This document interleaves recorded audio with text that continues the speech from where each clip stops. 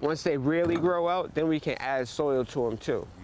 Every morning, Bobby Walker shares his farming knowledge with a small group of volunteers at the Fowler Clark Epstein Farm in Mattapan. And the sweet potatoes are looking good.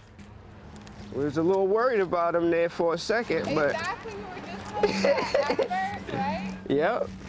Originally cultivated in 1786, the half-acre of land in the middle of the city sat vacant for decades until a rehabilitation effort in 2013 led by people from the neighborhood, like Walker and Patricia Spence, the president of the Urban Farming Institute. Our mission is we don't just grow food, we grow people. Spence says that includes everyone in the community. At the height of the pandemic, food insecurity increased across the state by 55%, and neighborhoods of color, like Mattapan, were disproportionately affected. You couldn't even get on the bus at that time. You probably could get to a corner store, probably, but even they were having issues getting food. And what we learned is that the food chain just disintegrated during COVID. So, to be honest, we were the place to be.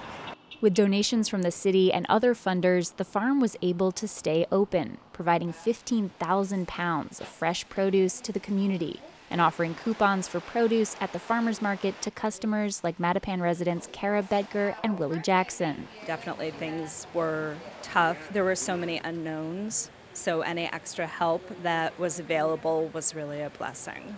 I live on a fixed income, so this really helps. This really helps. Community outreach also means creating a space in the neighborhood for people from the neighborhood, like Walker, who currently lives on the farm. He says he could have never dreamed of this place as a kid growing up in Roxbury. None of this was here, even when I was growing up. So, like, a farm in the city, that's like what I get a lot. Is like a farm in the city, where? When the pandemic hit, the farm reduced its team of 750 volunteers to just 10.